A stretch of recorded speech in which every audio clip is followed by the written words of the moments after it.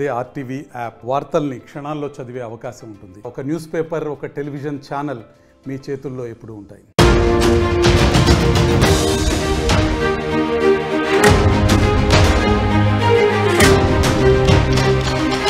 Breaking news.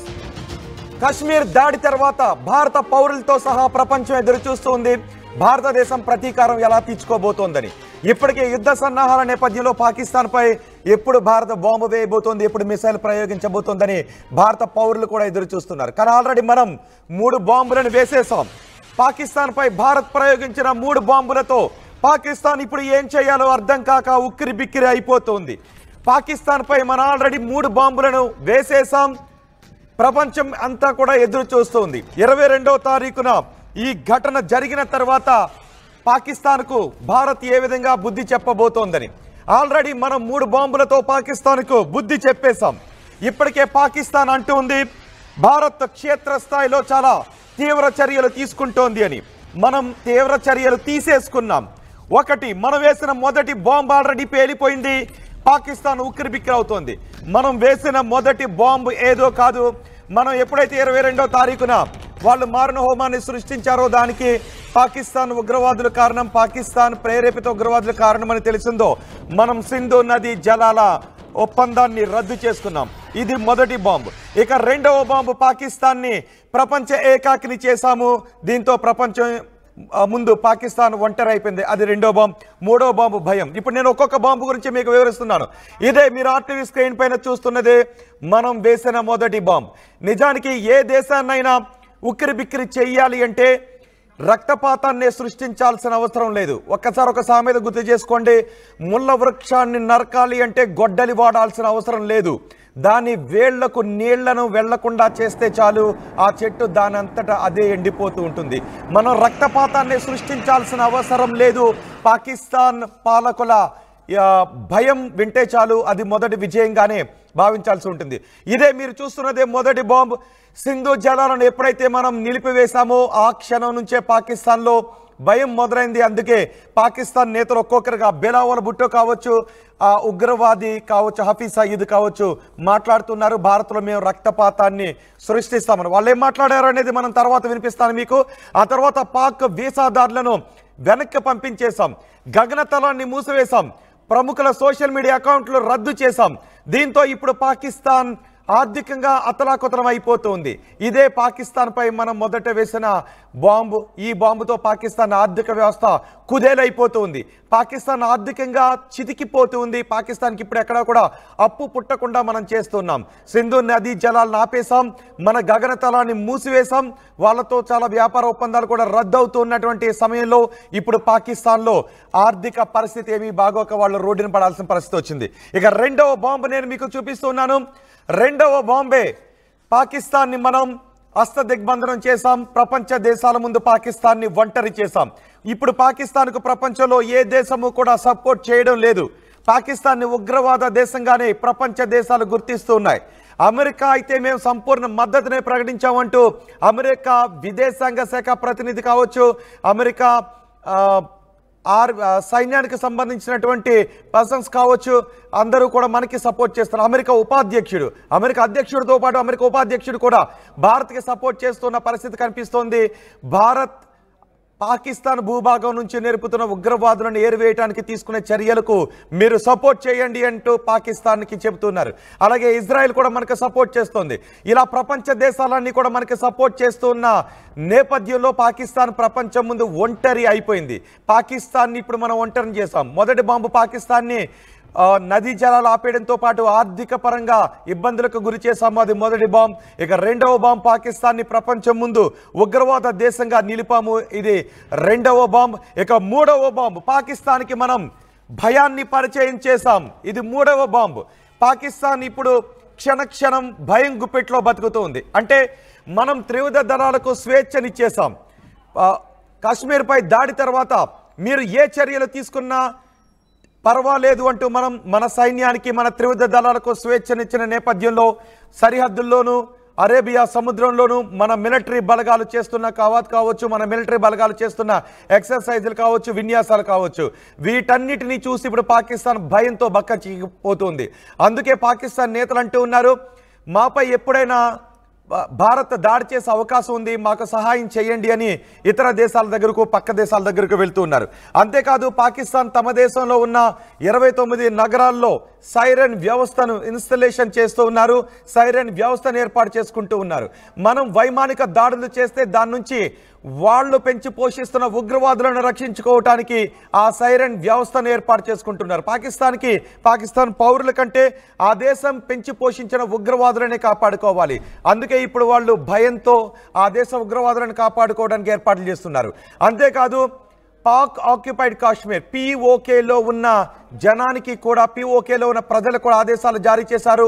2 నెలలకు సరిపడా ఆహార పదార్థాలను సిద్ధం చేసుకోండి, భారత్ మనపై ఏ విధమైన ఏ పరిస్థితుల్లోనైనా దాడి చేసే అవకాశం ఉంటుంది కాబట్టి 2 నెలలకు కావాల్సిన ఆహార పదార్థాలు సిద్ధం చేసుకోండి అని వాళ్ళకు చెప్పేసింది. ఇది 3వ బాంబు. ఇప్పుడు పాకిస్తాన్ భారత సైనిక చర్యలతో, భారత సైనిక సన్నద్ధతతో ఎప్పుడు భారత్ దాడి చేస్తుందోననే ఒక భయంలో ఉంది. పాకిస్తాన్కి ఇప్పుడు రాత్రి పగలు కూడా భయంలో ఉంది.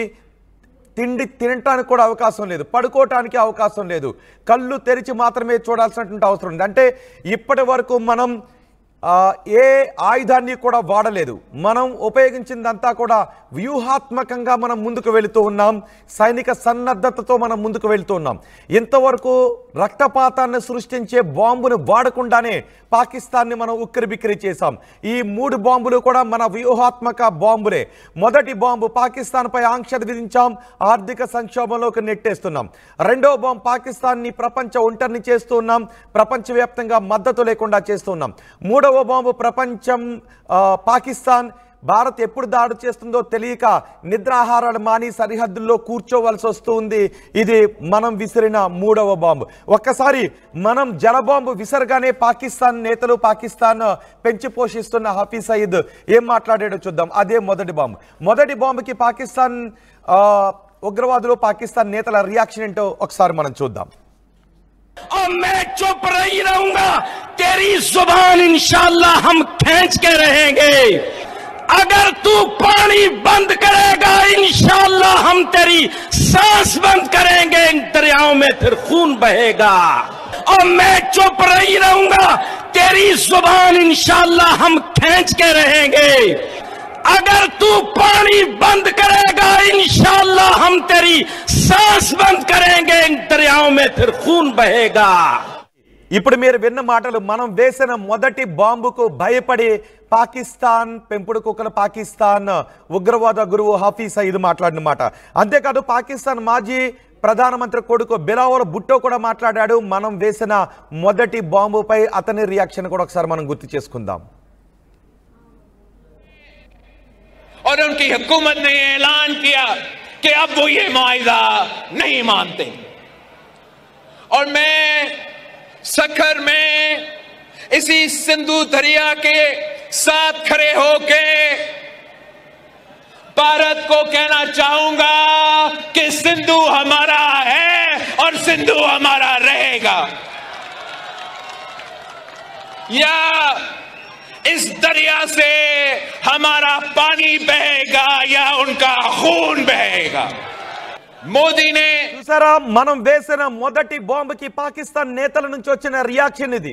మనం పాకిస్తాన్ పై ఉపయోగించిన మొదటి బాంబు సింధు నదీ జలాల ఒప్పందాన్ని రద్దు చేయడం, పాకిస్తాన్ని ఆర్థికంగా ఇబ్బందులకు గురి చేసే ఆంక్షలు విధించడం.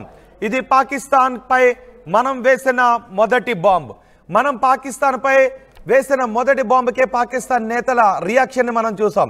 ఇక పాకిస్తాన్ని మనం ప్రపంచ ఒంటరిని చేశాం, పాకిస్తాన్కి ఏ మద్దతు కూడా లేకుండా చేశాం. మనం ఎప్పుడు దాడి చేస్తామో తెలియక పాకిస్తాన్ ఇప్పుడు భయంతో వణికిపోతూ ఉంది. అందుకే మేము చర్చలకు సిద్ధమంటూ పాకిస్తాన్ నేతలు మాట్లాడుతూ ఉన్నారు. పాకిస్తాన్కి ఏ దేశాలు కూడా సపోర్ట్ చేయడం లేదు.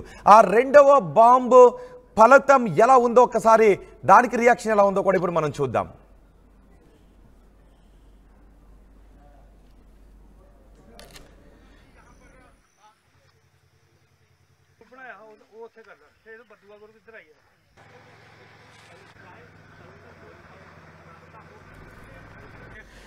పాకిస్తాన్ పై మనం వరుసగా ఈ ఆంక్షల బాంబులు వేస్తున్నాం, వ్యూహాత్మక బాంబులు మనం వేస్తూ ఉన్నాం.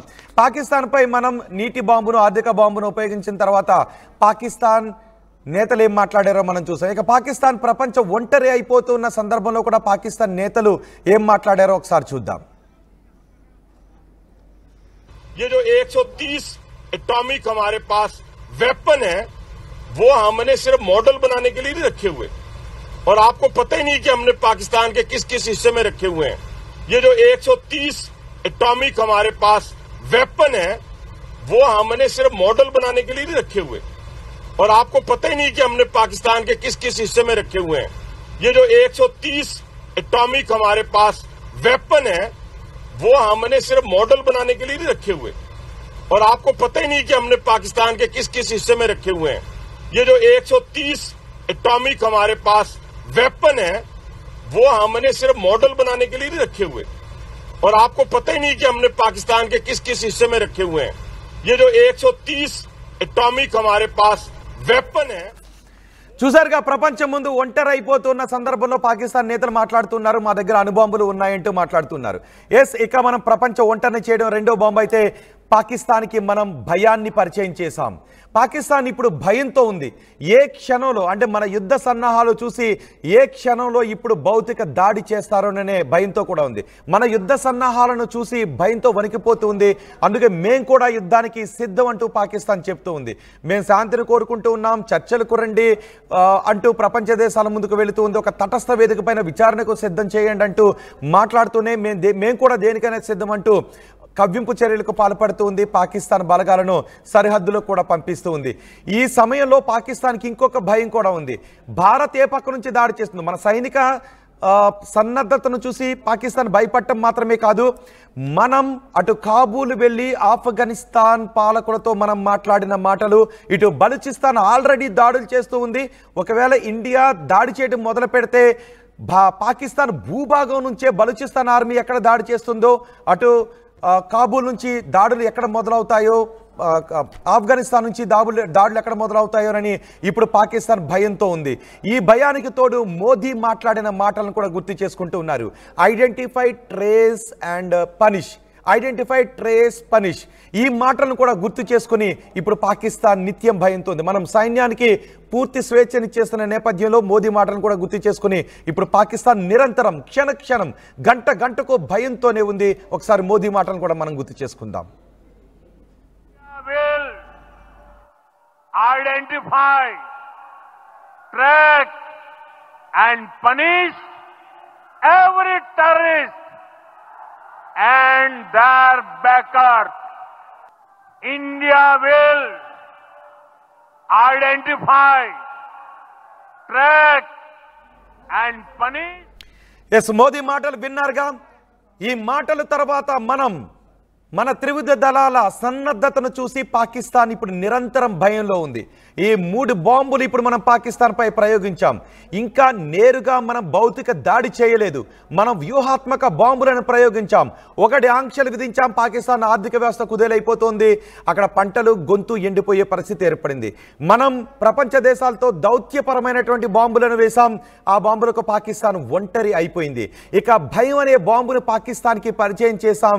పాకిస్తాన్ నిత్యం వాళ్ళ దేశంలో ఉక్కిరి బిక్కిరి అయిపోతుంది. అందుకే సైరన్ ఇన్స్టలేషన్ చేసుకుంటూ ఉంది, తమ పెంచి పోషిస్తున్న ఉగ్రవాదులకు రక్షణ కల్పిస్తూ ఉంది. ఇటు POKలో ఉన్న ప్రజలకు 2 నెలలకు కావాల్సిన సరుకులు, తినడానికి తిండి, తాగడానికి నీళ్లు, వీటన్నిటిని కూడా సిద్ధం చేసుకుని ఉండండి అని వాళ్ళకు చెబుతుంది. ఏ క్షణమైనా ఏమన్నా జరగొచ్చు అనే ఒక పరిస్థితిని చెబుతూ ఉంది. అందుకే పాకిస్తాన్ సమాచార శాఖ మంత్రి కూడా మాట్లాడాడు మన యుద్ధ సన్నద్ధత గురించి. ఒకసారి పాకిస్తాన్ సమాచార శాఖ మంత్రి కూడా ఏం మాట్లాడాడు గుర్తు చేసుకుందాం. Reiterates that any such military adventurism by India would be responded to assuredly and decisively.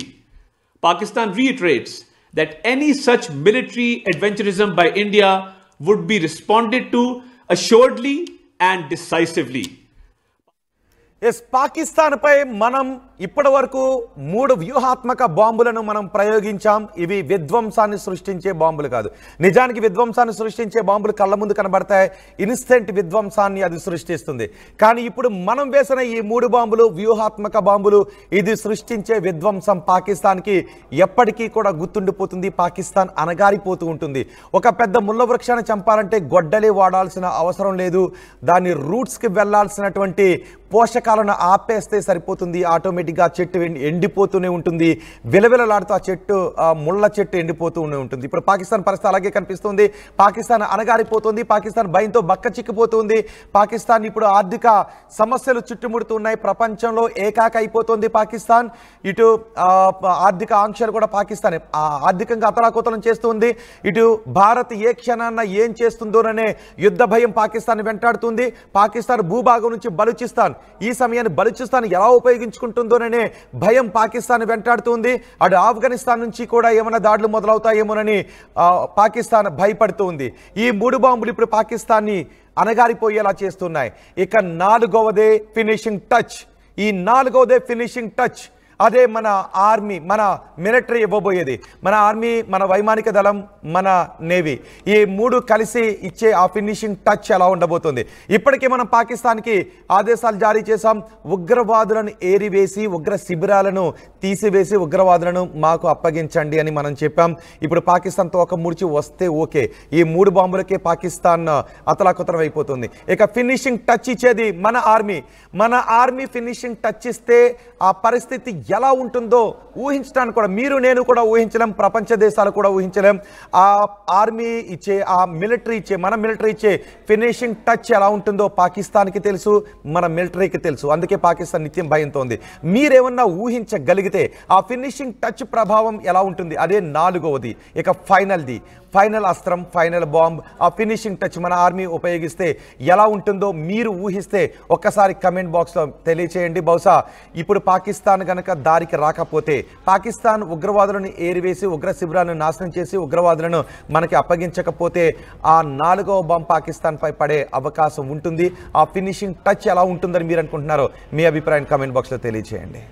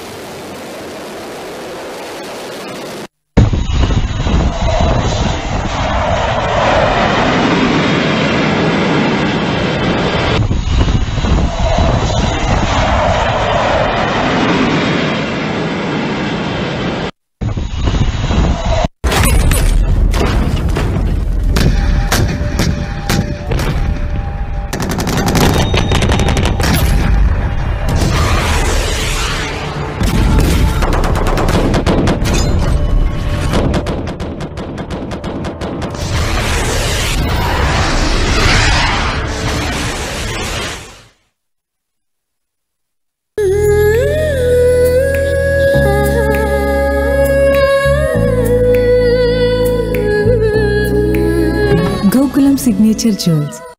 మరిన్ని వీడియోస్ కోసం ఛానల్ ని సబ్స్క్రైబ్ చేయండి. లేటెస్ట్ అప్డేట్స్ కోసం వాట్సాప్ ఛానల్ ని ఫాలో చేయండి. అండ్ లింక్ డిస్క్రిప్షన్ లో ఉంది.